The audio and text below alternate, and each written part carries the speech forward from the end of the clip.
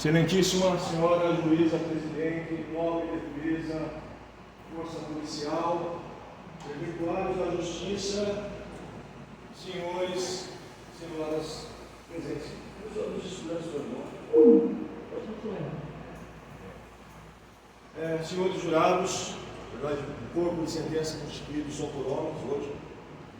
Hoje julgaremos uma tentativa de patricídio, uma tentativa de homicídio cometido de irmão contra irmão, igual Caim e Abel.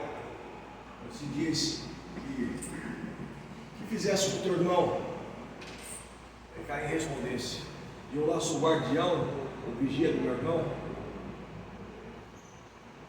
E aí diz, continua a história das 7 vinganças, vezes 7, 70 vezes 7. Uma história triste, uma história onde se mostra que os problemas não vêm isolados, né? Os problemas vêm em conjunto. Vocês pegam o pai cego, essa história de violar a honra da mãe, falar coisas sobre a mãe, se são verdades ou não é ela que está assim, aqui em julgamento. Que mais? A Lei Maria da Penha contra a própria mãe, cometida por Darley, acusado.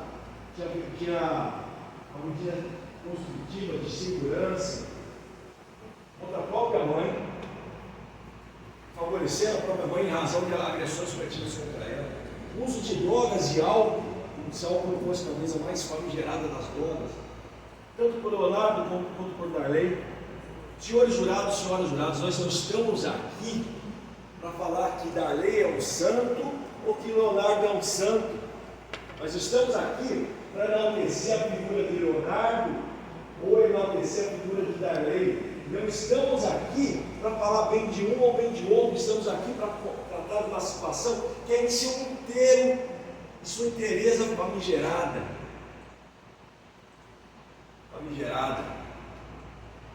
E é um problema sério, meus senhores. Porém, às vezes a pessoa vai para a igreja a vida toda vai para a igreja. A pessoa é dizimista, a pessoa não bebe, a pessoa não fuma, a pessoa não usa drogas, a pessoa não trai, a pessoa não é adúltera, mas a pessoa não encontra Deus. Sabe por quê? Porque às vezes a pessoa não ouve. Mas eu leio a Bíblia, mas você não entende o que diz aí. A mensagem que tem para ele especificamente. Os senhores e as senhoras vão ver que nos últimos anos houve várias e várias mensagens, tanto para Darley quanto para Leonardo. Várias e várias mensagens. A vergonha de ter respondido um processo contra a sua própria mãe. A vergonha de não amparar o pai cego. O trabalhador cego. A vergonha de agredir e empurrar o próprio pai. A vergonha de chegar em casa sob efeito de algo que lhe traz, né, um suposto conforto, um suposto hedonismo, mas que denigre a família como um todo. Os avisos que causavam problema dentro de casa, tanto um quanto o outro. As brigas entre irmãos. Cometidas por o senhor também, Leonardo. Eu não acho que o senhor deveria estar em julgamento. O senhor também deveria estar em julgamento, sim, senhor. O senhor deveria também responder a fatos penalmente relevantes, sim, senhor. Sim, senhor. O senhor também é responsável por esse fato? Sim, senhor. Não é só Darley o responsável, mas Darley está em julgamento aqui hoje. Por que Darley está em julgamento aqui hoje? Por um detalhe muito bem percebido quando jurado. O detalhe de que há um agravamento da situação de violência. Há um patamar elevado de violência cometido nesse fato de julgamento aqui hoje. Que era péssimo. Xingar a mãe e está lá na Maria da Penha. Brigar constantemente os irmãos, causando desgosto para pai e mãe. Pai que não vê, mas sente, ouve. tristeza é evidente, os senhores que são pais, a maioria devem ser. Imaginem, meus senhores, a situação desagradável, no mínimo, para se falar desagradável, a situação de tristeza absurda, né? De você perceber que uma hora ou outra, um vai ser Caim, o outro vai ser Abel, e a desgraça vai se arruinar por completo, o sangue do irmão vai se alastrar pela terra, que a terra nem se plantando há de se colher mais nada.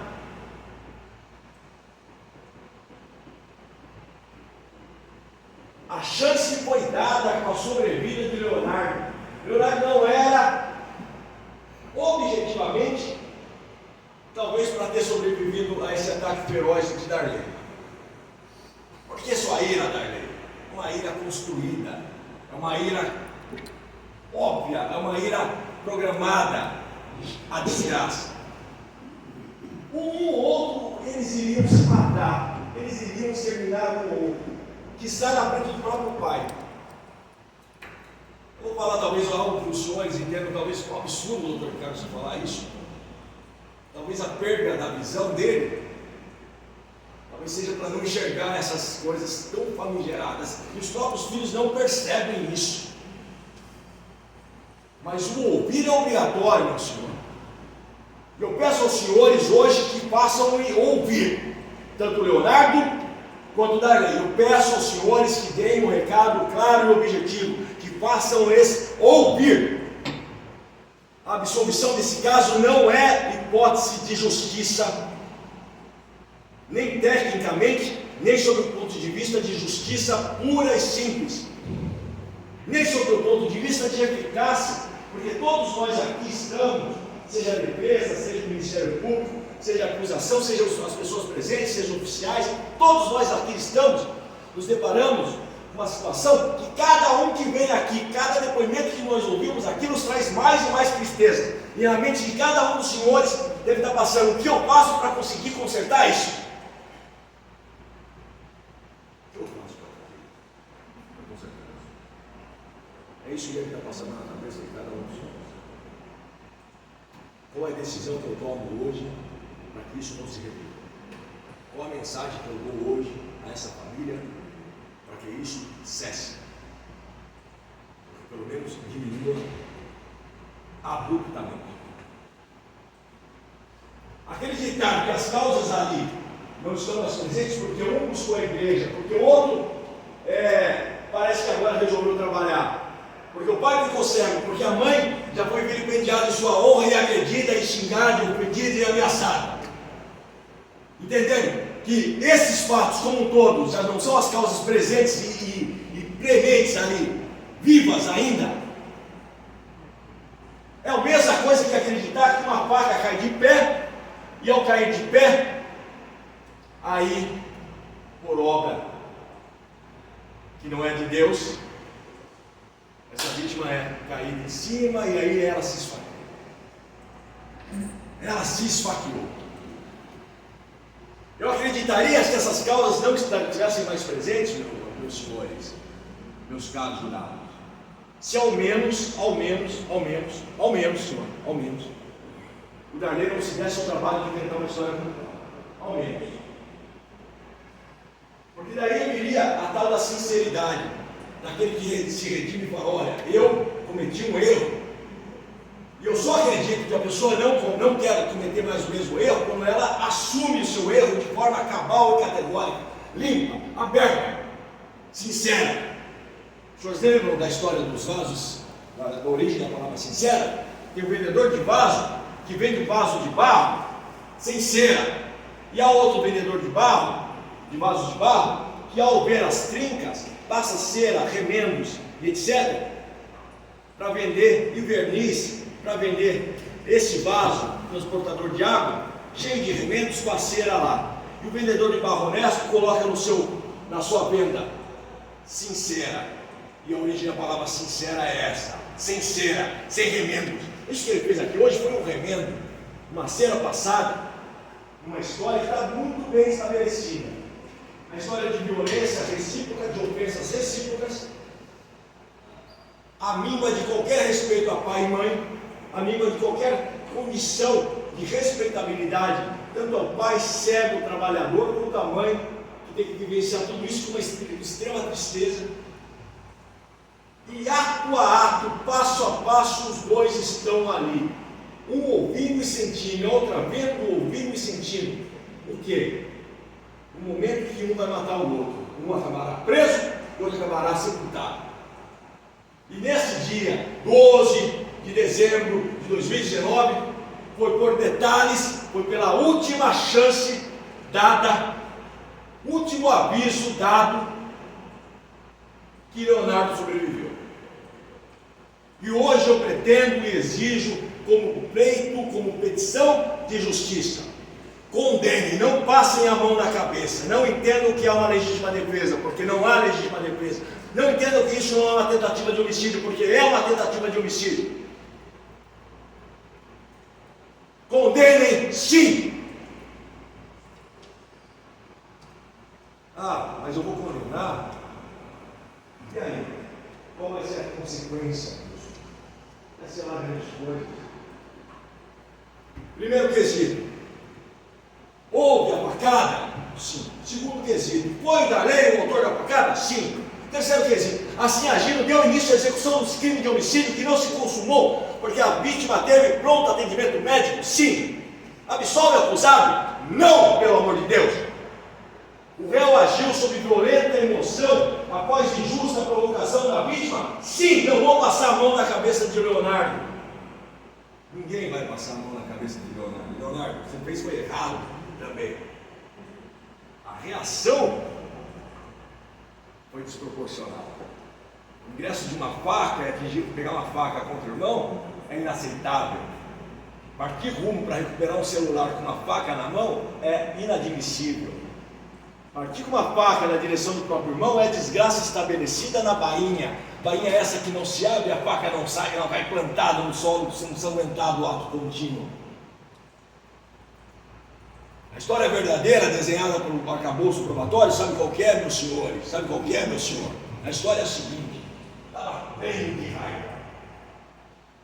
raiva, e decidiu matar o irmão. Iria fazer isso, minha senhora, iria matar Leonardo naquele dia. A faca na cintura era para o único e exclusivo desiderado homicida. O irmão, ato contínuo, quando viu o outro, sabendo que um tinha pego o celular do outro, que um já tinha xingado o outro, como era constante, não supõe que havia uma faca ali. Não supõe que agora o irmão, os dois irresponsáveis, agora um iria dar um passo mais grave rumo à violência fatal. Ia levar ao encontro da violência um artefato que foi importante. E assim fez Darley, por isso que ele está aqui sendo julgado hoje. Não há legítima defesa nesse caso, meu senhor. Não é legítima defesa. A legítima defesa exige o quê? Age em legítima defesa, usando moderadamente os meios necessários. Os meios necessários, usando moderadamente os meios necessários. Repele injusta agressão atual, obediente e direito seu dia. A moderação aí você não encontra. Os meios necessários não são esses. Senão eu vou admitir que o irmão matando o outro é admissível uma contenda familiar dessa espécie. Eu vou admitir que discussões daqueles que sabem que aquele ambiente de desacordo constante retira o que é de mais sagrado dentro do conceito familiar, que é a paz. Eu vou admitir que o irmão discutindo com o irmão pegando o celular do outro irmão, o irmão um empurrando o outro. Eu vou admitir que uma faca no meio dali é meio necessário para matar um ao outro. E eu não posso admitir isso. Os senhores não podem admitir isso. Não podem admitir isso. Não é. É uma tentativa de patrocínio. Disputa entre irmãos, meus senhores, existe a todo momento. Todo momento existe. Contendas, desrespeitos.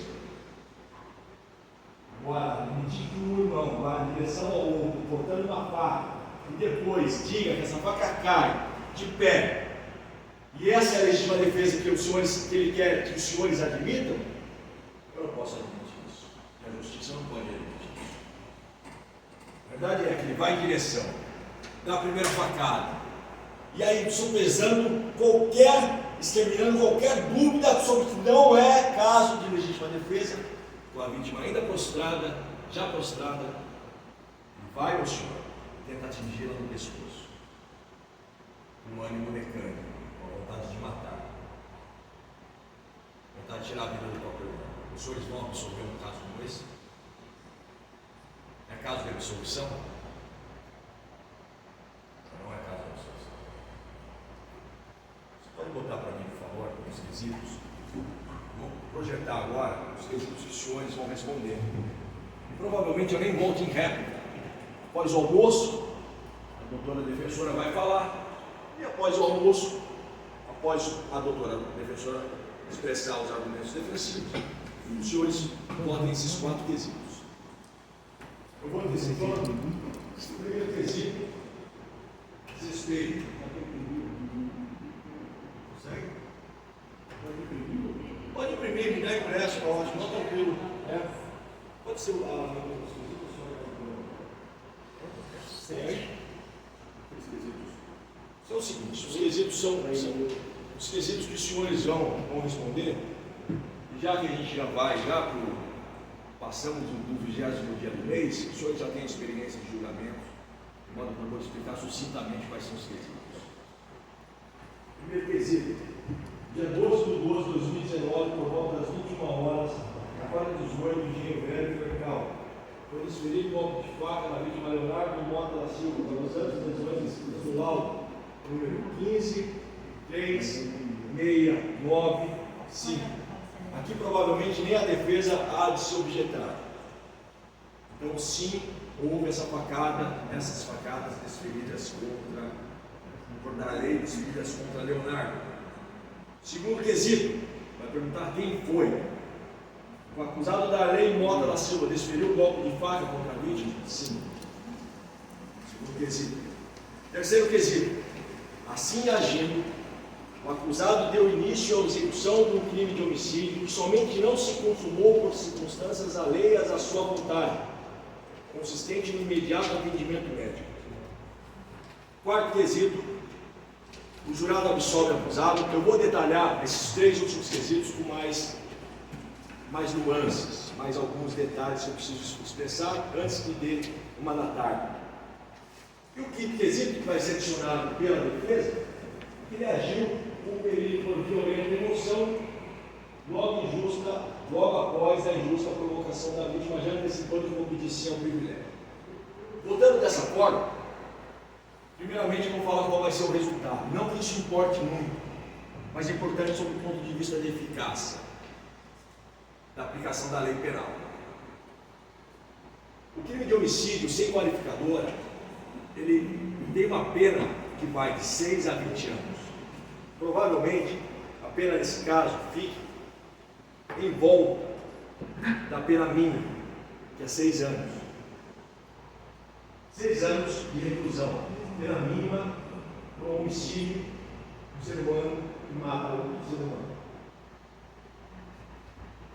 Porém, o artigo 14, inciso 2º do Código Penal, ele fala que há uma redução de pena que vai de 1/3 a 2/3, de acordo com a aproximação da morte causada à vítima.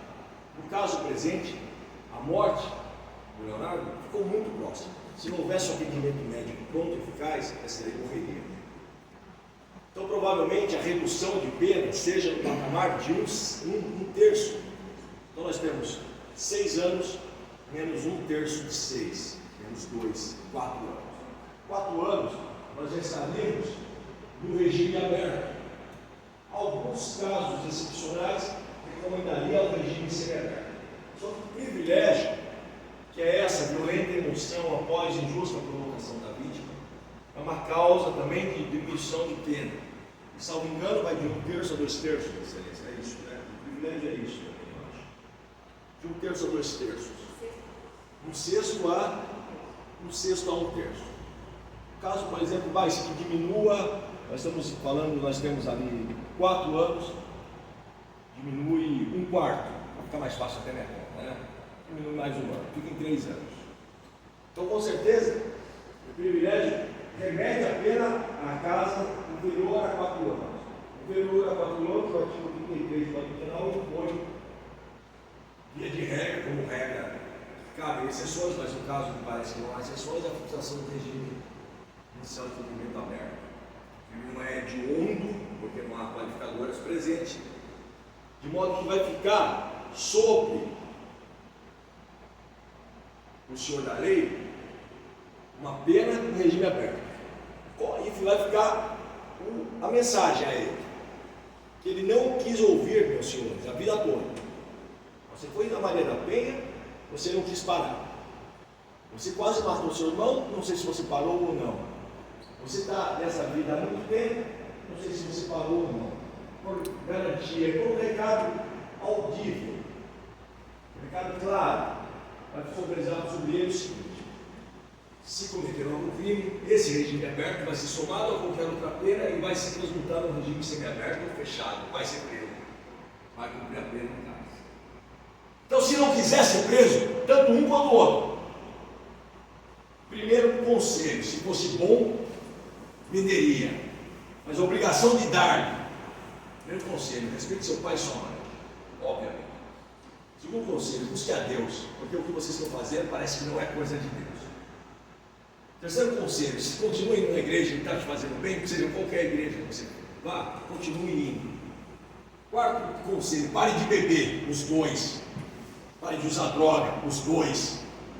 Voltem a trabalhar arduamente, use essa energia do trabalho. Quinto conselho, apoie seu pai e sua mãe porque eles precisam. Sexto conselho, pare de difamar sua mãe. Expor coisas que você não tem certeza, em plenário com viés de tentar ser absolvido a todo custo, inventando história no sentido que a vaca foi plantada no chão e aí sim essa obra do mal foi concretizada por esse detalhe sólido. Não foi pela sua mão, pela sua mão que quase o sangue do seu irmão se esvai como um todo e a morte dele chegaria, se não fosse o socorro do monte. Alguns conselhos, Senhor. Mas se o conselho fosse bom, eu venderia. Eu não estou aqui para dar conselho a ninguém. Estou aqui para buscar uma pena que seja eficaz. E a pena que me parece eficaz é essa. É essa. 3 anos. É isso que diz a lei. Talvez eu gostaria demais. Meu conselho talvez seria um tom um pouco mais acima. Mas a lei fala isso, eu não posso fugir da lei. Meus casos. Por obrigação, eu não posso fugir da lei. A lei diz isso. O conselho só talvez seria um tom mais elevado. Tanto a um quanto a outro. Eu vou repetir, eu não estou aqui para passar a mão do meu lado, não. Isso foi errado. O que ele fez foi mais errado que ele vai matar o próprio irmão. E esse conselho serve também para Leonardo. Porque o irmão, sob a égide de um regime aberto, sob uma pena, não, o que você fez foi errado. Serve de recado para ele também. Se buscar vingança. Se resolver em algum momento buscar vingança. Se sobre a sua cabeça, em algum momento, em algum sinal da sua vida, buscar, olha, ele me fez mal, me fez perder um rim, me fez. Eu vou usar a lei de Lamé.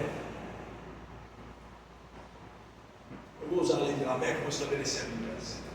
Em algum momento, ele me fez perder o rim, me fez o mal, me fez isso também. Sobretudo, vai sobrar uma pena muito maior do que essa. Pode ter certeza. Pode ter certeza.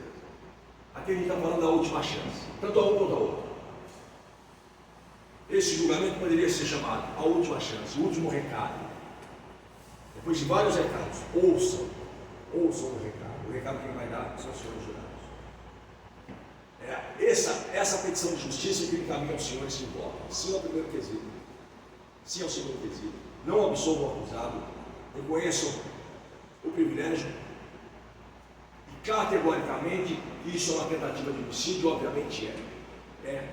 E vou terminar agora dizendo o seguinte: é uma tentativa de homicídio, sob o ponto de vista ético, sob o ponto de vista de justiça, sob o ponto de vista moral e sob o ponto de vista técnico. O crime se divide em duas espécies, senhores. Primeira espécie, crime consumado. O que é o crime consumado? É o crime onde todos os elementos do tipo penal estão reunidos. Furtar coisa alheia pertencente a outra pessoa, para si ou para outra. Reuniu todas essas palavras, está consumado. Disse que o crime de furto é consumado quando a res furtiva, a coisa furtiva, sai da esfera de propriedade ou de posse do seu legítimo possuidor. No crime de homicídio, matar alguém, quando o verbo matar como objeto material, quando a vítima, alguém é concretizado em atos, facadas, tiros, que seja utilizado contra outrem, alcança o seu resultado morte, que é consumado.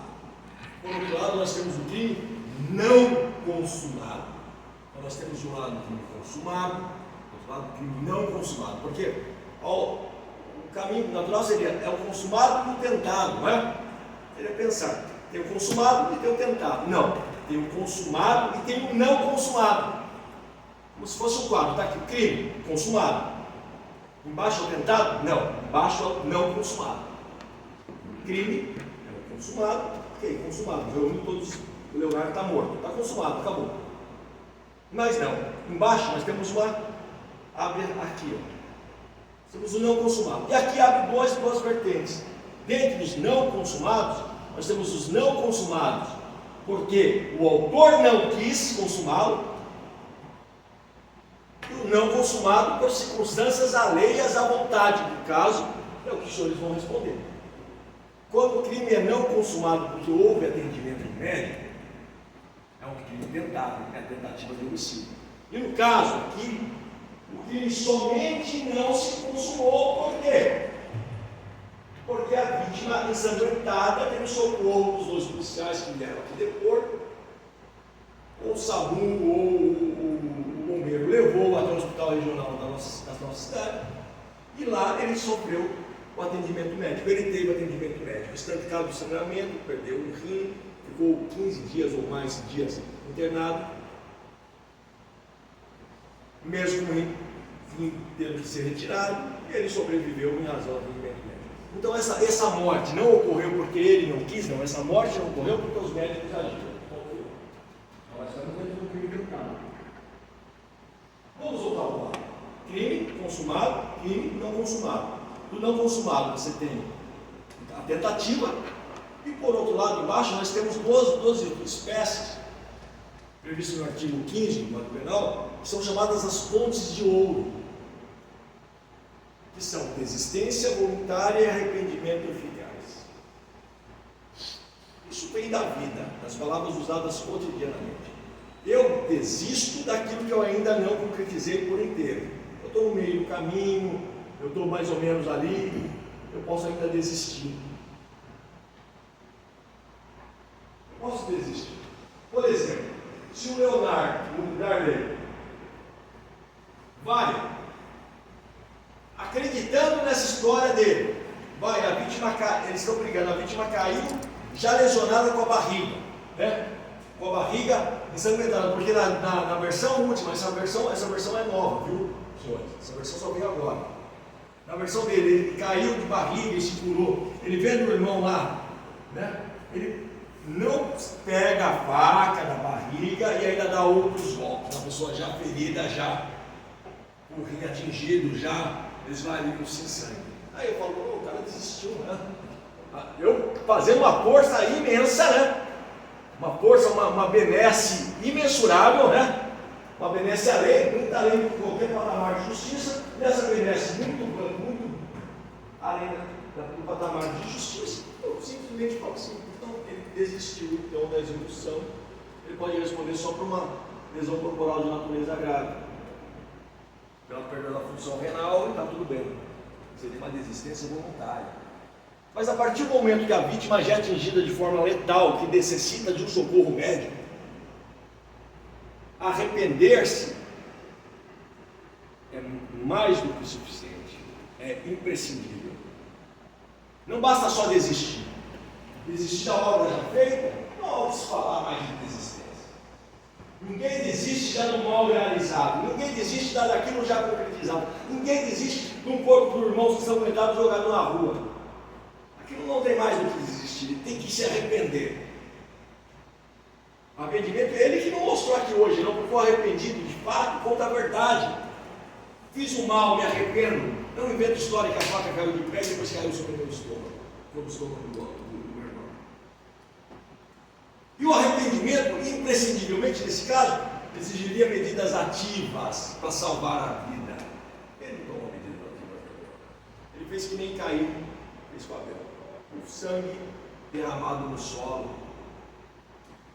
E vou me ir. E como Caim disse lá no contínuo em seguida, quem disse que eu sou guardião do meu irmão?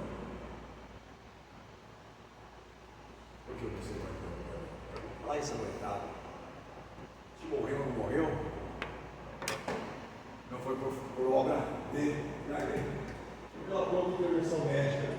Pela própria intervenção médica, essas circunstâncias alheias à vontade da lei. Por conta disso, a tentativa é preemente. É categórica. A resposta sim ao terceiro quesito é uma resposta de justiça. Não é um crime de resistência, não é um crime de arrependimento, é um crime de patricídio tentado.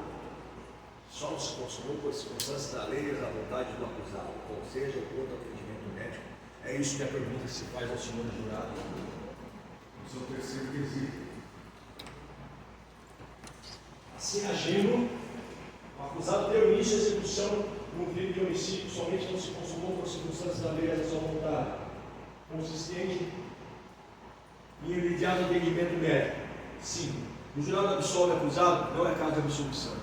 E o último quesito é um privilégio porque o irmão provocou essa contenda que era constante. Nesse dia, eu não sei qual dos jurados fez a pergunta de homogeneidade ímpar. Esse dia, por que tu foi com a faca lá? Né? Se não para matar. É isso, senhores. Vamos a nós, com julgamento.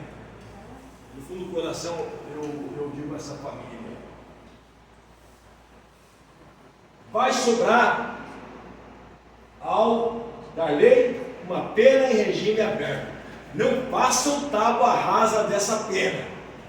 Não achem que essa pena é um caput diminuto. Não achem que essa pena é irrisória. Não achem isso. Ouça com atenção, Leonardo, e ouça com atenção, Darley. Os conselhos e mais que os conselhos, a medida de justiça aplicada. Ouça com atenção, porque hoje é Darley, amanhã pode ser você, Leonardo.